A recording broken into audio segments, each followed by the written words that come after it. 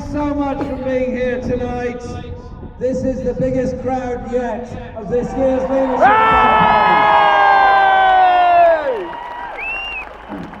And while I was waiting to come up, I just received a message from my very good friend, and I'll tell you who it is when I read the message. It says to the crowd, "Send them my best wishes. From one Scouser to..." Here we are. "From one Scouser in exile to my fellow Scousers at home in the finest city in the world." That's from John McDonnell. Hey!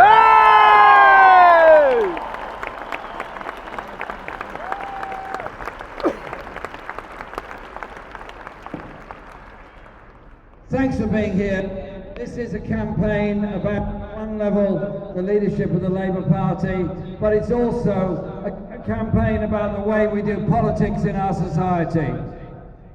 Is it to be the politics of an elite decided between an elite and the media elites in this country, or is it to be a politics of people expressing their views, their hopes, their aspirations for this generation and the next generation?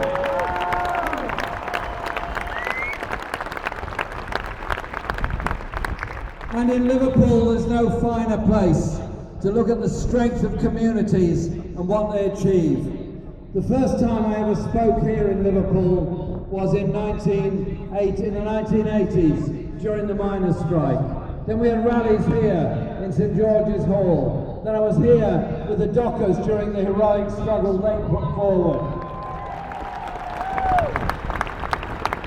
And I want to pay a huge tribute to all those that braved the abuse, the nastiness and the horror of what the Murdoch press can do to stand up for the Hillsborough families.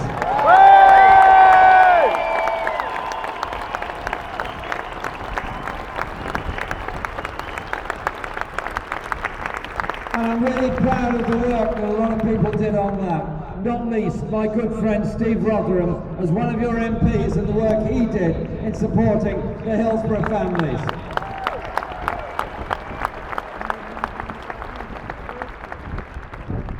Now, Liverpool is a city of culture in every way.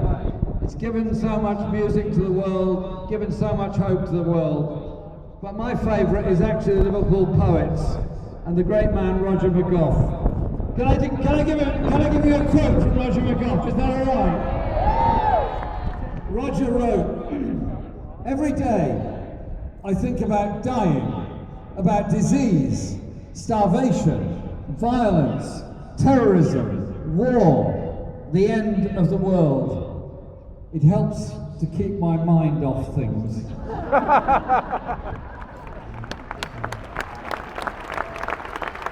That brilliant humour, that brilliant wit is what this city is all about. But it's also about determination to live in a different world, a better society, where the poor are not consigned to the gutter and forgotten, but everyone is included and cared for. But modern Tory Britain isn't like that at all. Today, we've just heard there's yet more job losses at Camel Laird's, despite them getting a very big order, laying off another 98.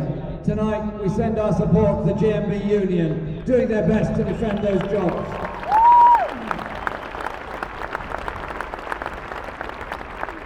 But we also look at all the other struggles, many of which we've won. I see over there the campaign for the blacklisted workers, denied the possibility of working for decades by a secret cabal of employers saying they were dangerous trade unionists.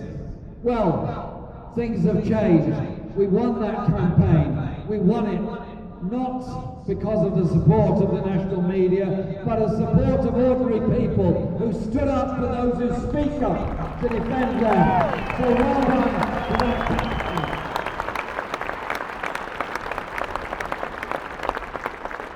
Steve quite rightly talked about the Hillsborough campaign. He's absolutely right about that. But there's some other unfinished business. We need a proper, open public inquiry into what happened in Orgreave, into what happened with the Shrewsbury pickets as well. There are a lot of issues that we need to deal with. But this week, this past couple of weeks in Tory Britain, life hasn't been easy for a lot of people. Philip Green, Minister in the Tory government, living in tax exile in Monaco, retreating to his yacht, having not paid the taxes on his company, having denuded its pension fund of the resources it needs, having driven a lot of people into a situation of being unemployed and closing all those stores. What is it about Tory Britain? What is it about a Tory government? They won't intervene to defend those jobs, but instead defend the tax evaders and the tax avoiders.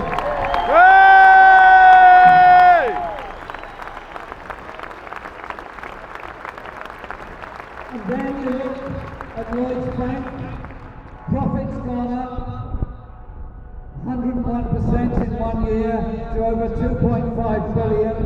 Most companies that make those levels of profits, those great profits are made on the backs of those that are work. Normally they'd say, well, we'll give a bit of bonus to somebody in response. No, what's their response? To lay off hundreds, if not thousands, of their workers and close their branches. Tory Britain is what it's about when the profits go up and the jobs are lost as a result of it. It should be the other way round.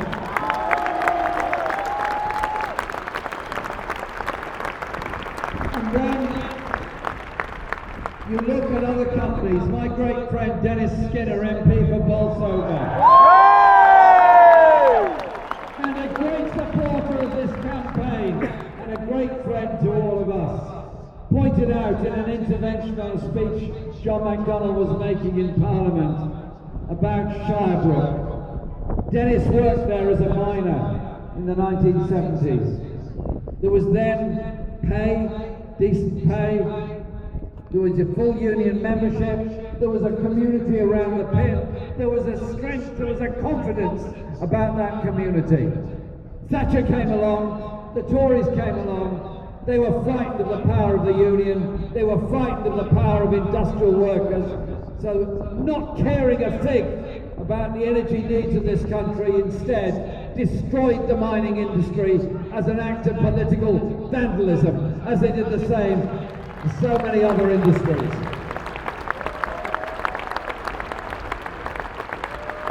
And what has then happened to that site? What has then happened to Shirebrook?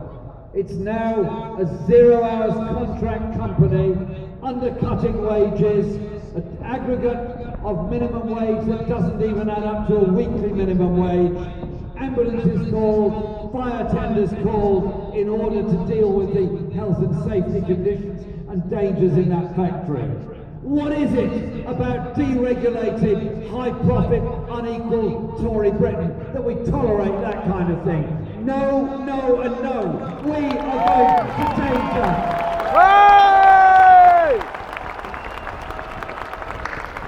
So we're not going to allow them to blame the grossly exploited workers, be they people that live down the road or migrant workers that have made their homes here. We bring unity of all workers against companies like that and what they're doing. And so we propose something very different. Workplace 2020, a policy we're developing which will require companies with more than 250 employees to negotiate with representative trade unions on wages and conditions. We will repeat the Union Act. We will end the indignity of tribunal fees. In other words, those that have a grievance go to an employment tribunal and are in danger, if they lose it, of getting the costs of the other side put against them and no representation. It's not right. Access to justice should not be based on the death of your property.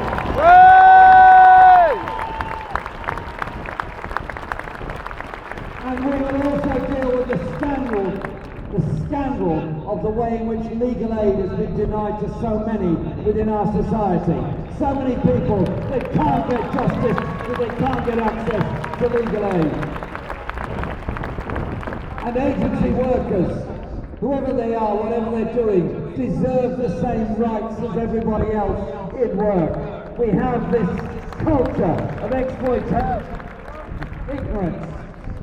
So we do a lot more. We want to do a lot more on employment rights and justice within our society. Because that is the basis of the inequality that exists all across modern Britain. Inequality of health is one of the worst issues facing this country. In this city, the life expectancy is the biggest gap between the richest and poorest areas of this city of any city in Britain. It's 10 years. If you live in the poor area, you live 10 years less than living in the rich area. The overall average of this city is 4 years less than the national average. Is that because doctors in Liverpool don't work as hard as those elsewhere? Is it because they aren't as good as elsewhere? No and no. It's all about poverty, it's all about bad housing, it's all about inequality. Those are the issues that bring about ill health.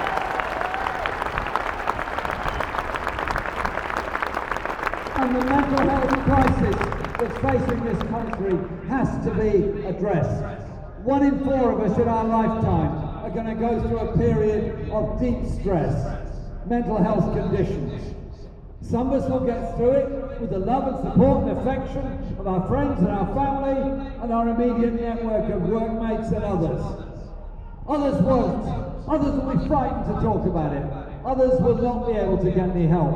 And sadly, some take their own lives as a result of that. We can do 2 things. One is change the mood music on how we deal with the issue of mental health. Reach out and support, don't condemn. And we can properly fund our National Health Service. The Health and Social Care Act is a conveyor belt for privatisation within the National Health Service, requiring 49% of all services be put out to private contract.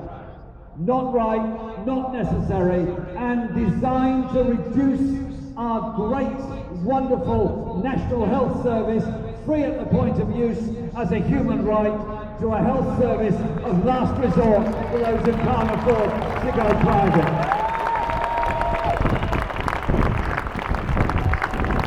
So we stand to properly fund our National Health Service. It was founded by brave people. It was founded by a health minister in Aaron Bevan with vision. A vision of the idea that you were treated because you were ill, not because of the size of your wallet. That has to be a basic principle. Hey! But it also means properly funding adult social care, so you don't end up with an email war between local government and the NHS about who will not treat somebody. Instead, you have a seamless system that treats everybody, again, irrespective of their wallet. But inequality in Britain goes in so many other areas as well. Too many children being brought up in grossly overcrowded, badly maintained, expensive, damp, short-term, private rented accommodation across this country. 100 years ago, Keir Hardie, as the then leader of the Labour Party, campaigned against landlordism and what went with it. He wanted a world where there was security of tenure through council housing. He wanted regulation of the private rented sector. He wanted secure housing for all. Labour councils and Labour governments built a large number of council properties, gave people that security. It was the Tories under Thatcher that started the destruction of council housing, and instead replacing it with a free market dogma. I tell you this, I want a Labour government that says our priority is to ensure by the end of that first term of that government, everyone is decently, securely and properly housed within our society. Yay! And I say to those that say this is all very expensive and very extreme, I give them two answers. Firstly, is anyone really very comfortable, however well off they might be themselves, to walk home of an evening, walking past homeless people begging on the streets? Or do they think there's something badly wrong with a society that is incapable of housing people and forcing them to end up sleeping on the streets?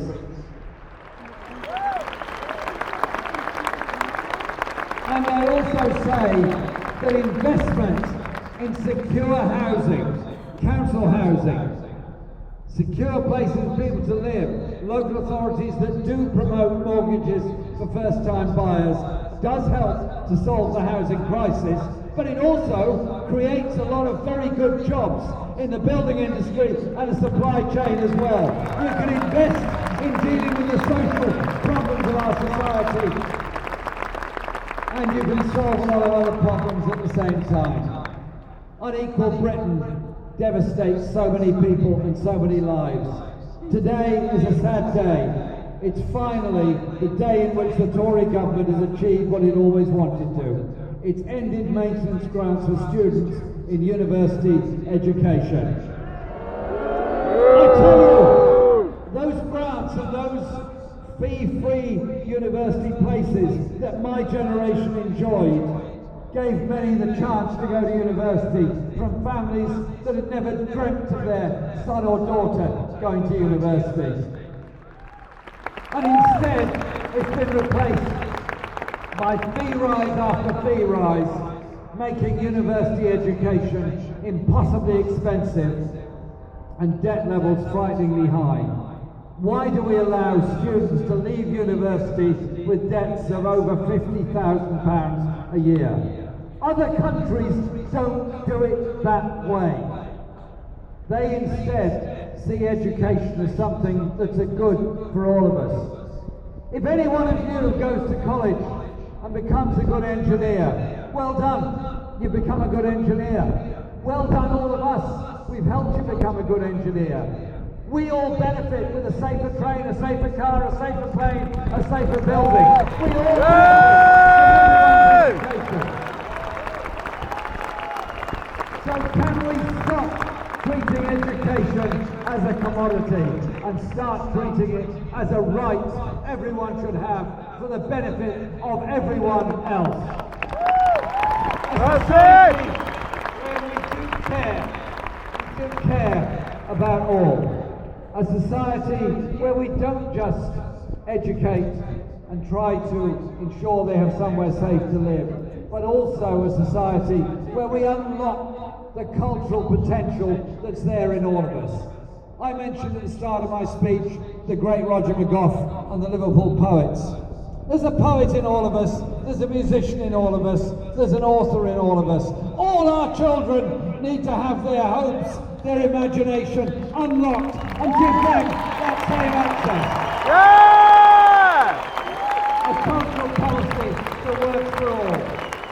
So in modern Britain, we're told that all that matters is continuing the inequality in modern Britain. Wage levels as a proportion of national income falling, profits rising, executive pay rising, dividends rising. Shouldn't we do something a bit different?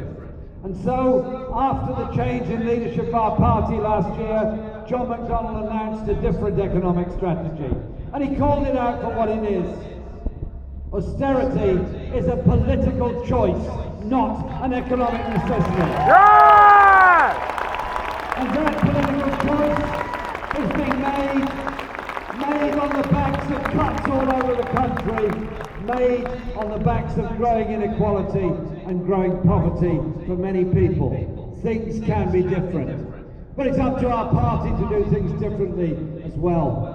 A year ago, I'm sad to say, our party was abstaining on the welfare reform bill. No more are we going to go down that road. No more is that going to be the politics of our party. Our party is one that wants a society that works for all, that reduces inequality, that provides opportunities and hope for the next generation. That is what we're about. We're also about investment, fair investment across the country. Why is it that so much capital investment never leaves London and the South East, doesn't get to Merseyside, doesn't get to the North East, doesn't get to the North West? We need that investment in infrastructure, that investment that brings about the new industries, the high-tech industries, the green energy jobs, that brings about a better, more sustainable economy. It's a matter of your philosophy. Do we believe that competition is everything, or do we believe it's the role of society to invest for the good of all, not the benefit of the few? And so, when we raise all these issues, we get attacked. And we've done some analysis, indeed independent academic analysis has been done. One newspaper, I'll leave you to guess which one it is, 84% of its stories about the Labour Party over the past year have been negative. 16% have been broadly neutral, or some would say informative. Not one story at any time in the hundreds they printed over the past year has anything positive to say about our party. The same applies to most of the rest of the national media. Our party has been monstered by many of the journalists who should know better, and news media has been, broadcast news media, has been shamelessly biased against what the Labour Party and Labour leaders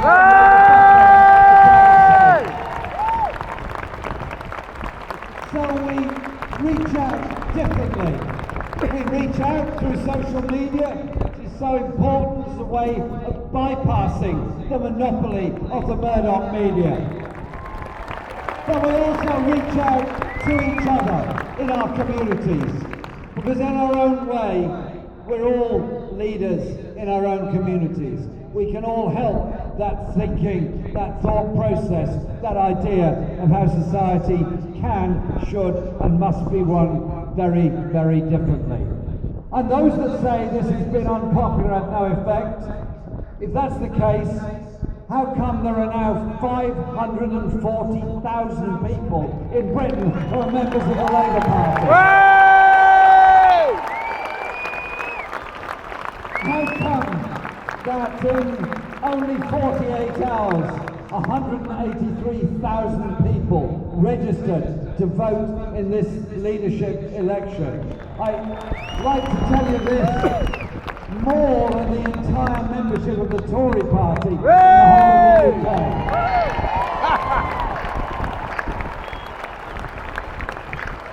So when we're here in September for the Labour Party conference, let's make sure this is a conference about a confident, strong Labour Party and Labour movement, a confident and strong popular opinion in Britain that will sweep away the inequalities, the injustice, the nastiness of the free market